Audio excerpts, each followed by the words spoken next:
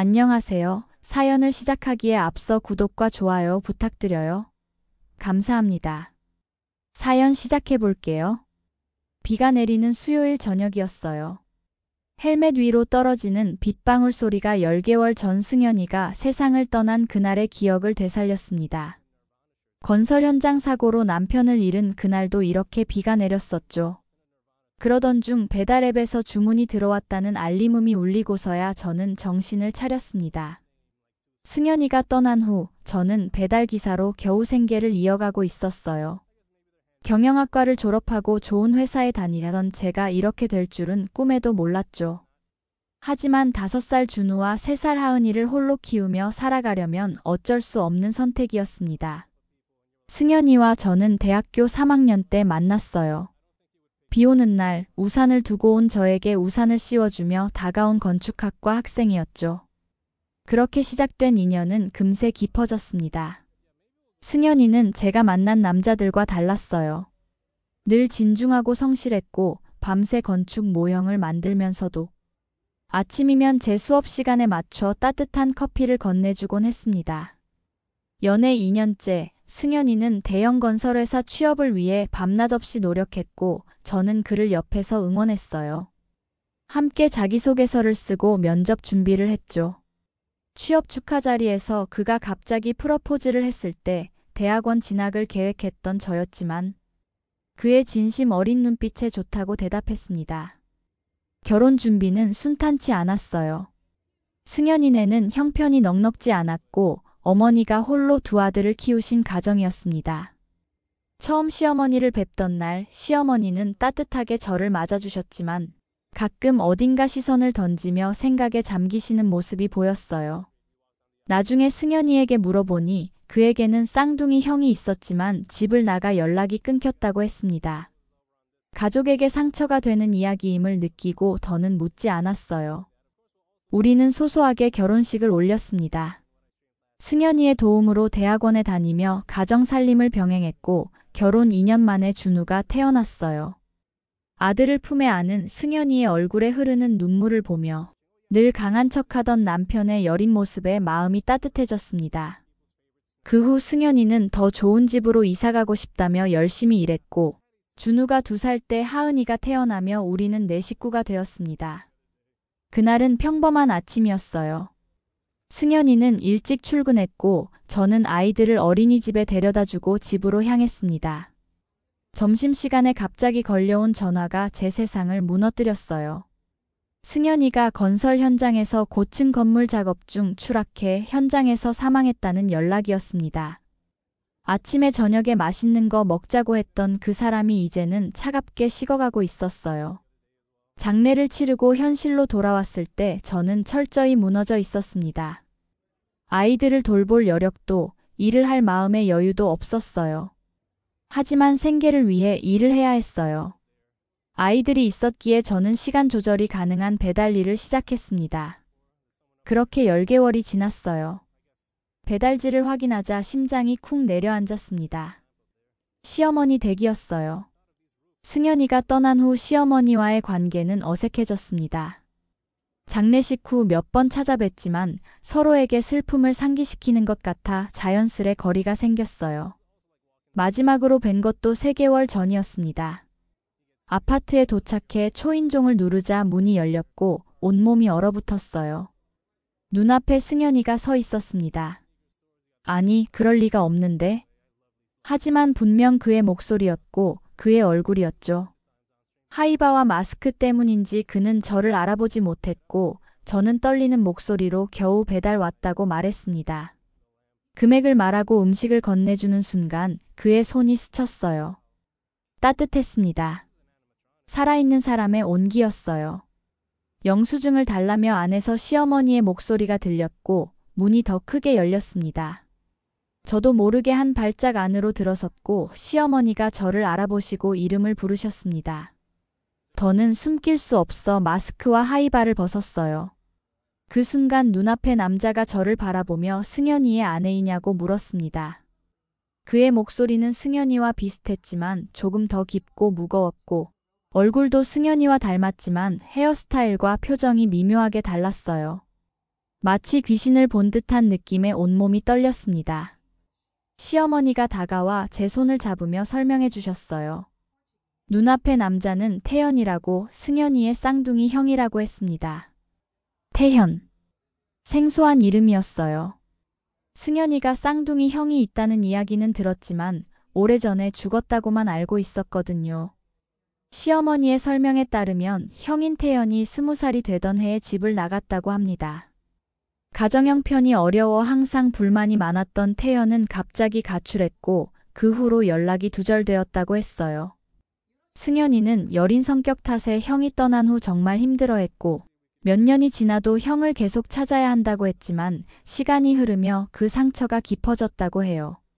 결국 대학생 때쯤 더는 기다리기 힘들어 형의 제사를 지내자고 했고 그 후로 매년 형의 제삿날이면 제사를 지냈다고 했습니다. 태연 씨는 사실 호주에 있었다고 했어요. 워킹홀리데이 비자로 들어가 식당 서빙부터 시작했고 건축을 공부한 승연이와 달리 IT에 관심이 있어 기술 전문 학교에서 공부하며 밤에는 호텔 리셉션 일도 했다고 합니다.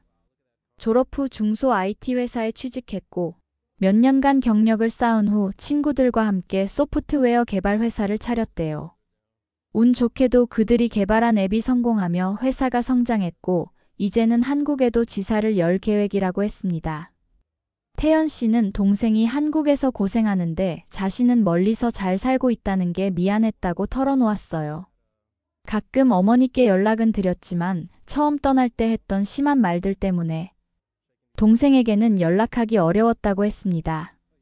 그러다 승연이의 사고 소식을 듣고 바로 한국에 왔지만 장례식은 이미 끝난 후였다고 합니다. 시어머니도 처음엔 믿기지 않았다고 했어요. 매년 제사를 지내던 아들이 살아 돌아왔는데 정작 살아있던 다른 아들은 떠나버렸으니까요. 태연은 승연이의 납골당을 찾아가 며칠을 울더니 시어머니와 함께 지내기 시작했고 저에게도 연락하려 했지만 제가 연락을 잘 받지 않았다고 했습니다. 태연 씨의 눈에서 눈물이 흘렀어요.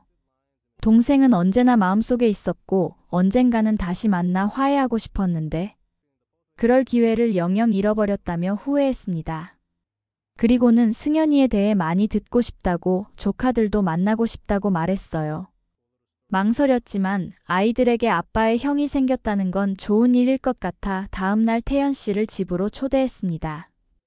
아이들은 처음에 낯설어했지만 금세 아빠를 닮은 삼촌을 좋아하게 되었어요.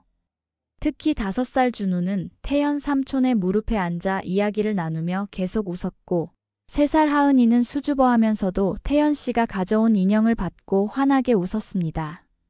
태연 씨는 아이들이 승연이를 많이 닮았다며 감탄했고 시어머니도 오셔서 함께 저녁 식사를 했어요. 오랜만에 가족 같은 식사였습니다. 그 후로 태연 씨는 종종 우리 집에 찾아왔어요. 처음에는 어색했지만 시간이 지날수록 편안해졌습니다. 태연 씨는 승연이와 닮았지만 또 다른 사람이었어요. 승연이가 차분하고 진중했다면 태연 씨는 더 직설적이고 활동적인 성격이었습니다. 태연 씨.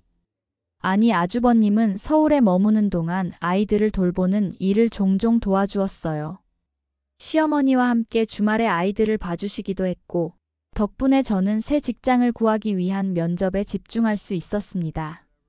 결국 경영학 전공을 살려 중소기업 무역팀에 취직할 수 있었어요. 회사 생활에 적응하는 동안에도 아주버님과 시어머니의 도움은 계속되었습니다. 특히 아이들 등하원이나 갑작스러운 병원 방문 같은 일들에 많은 도움을 주었어요. 그의 진심 어린 도움에 깊은 감사를 느꼈고 아주버님은 당연한 일이라며 동생이었으면 똑같이 했을 거라고 말했습니다. 1년쯤 지났을 때 아주버님은 아이들에게 특별한 선물을 준비했어요.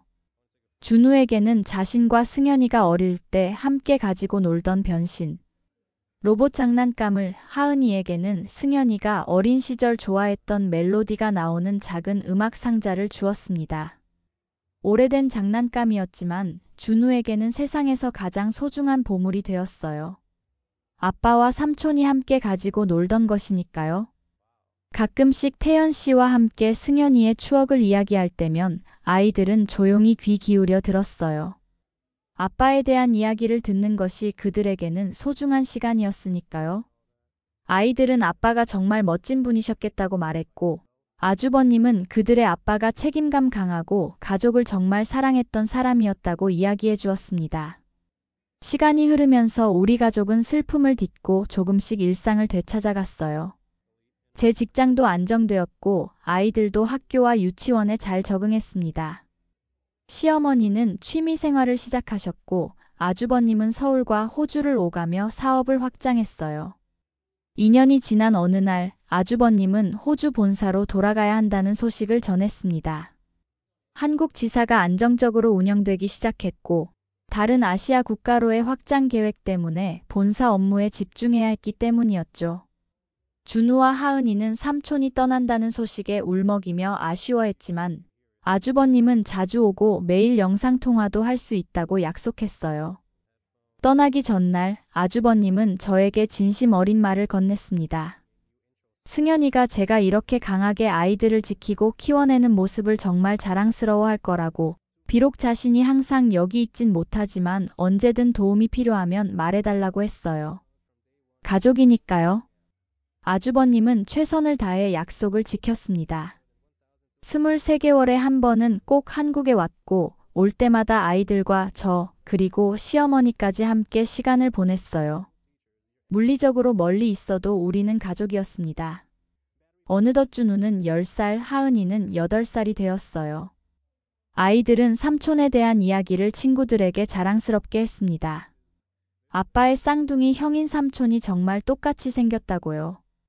오늘도 비가 내리는 저녁입니다. 창밖으로 빗방울이 떨어지는 소리를 들으며 생각에 잠겼어요. 승현이를 잃었을 때는 정말 세상이 끝난 것만 같았습니다. 하지만 지금은 아이들의 웃음소리가 집안을 채우고 시어머니의 된장찌개 냄새가 부엌에서 솔솔 풍겨요. 내일은 태연 삼촌이 호주에서 오는 날이라며 아이들이 들떠 있습니다. 인생은 때로 예상치 못한 방향으로 흘러가지만 그 속에서도 새로운 위로와 희망을 찾을 수 있다는 것을 배웠습니다. 남편이 떠난 자리는 영원히 채워지지 않겠지만 그래도 우리 곁에 가족이 있어 다행이라고 생각해요. 배달기사로 일하며 하루하루 버티던 그날 시어머니 집 초인종을 눌렀을 때는 얼마나 놀랐는지 몰라요. 하지만 죽은 남편과 똑같이 생긴 사람을 마주하는 충격적인 순간이 결국 우리 가족에게 새로운 시작이 되었어요. 승현이도 하늘에서 지금의 우리를 보며 미소 짓고 있을 거라 믿어요. 지금도 많이 그립지만 아이들을 위해 더 열심히 그리고 행복하게 살아보려 합니다. 제 긴 이야기를 끝까지 들어주셔서 감사합니다. 구독과 좋아요, 알림 설정까지 잊지 마세요.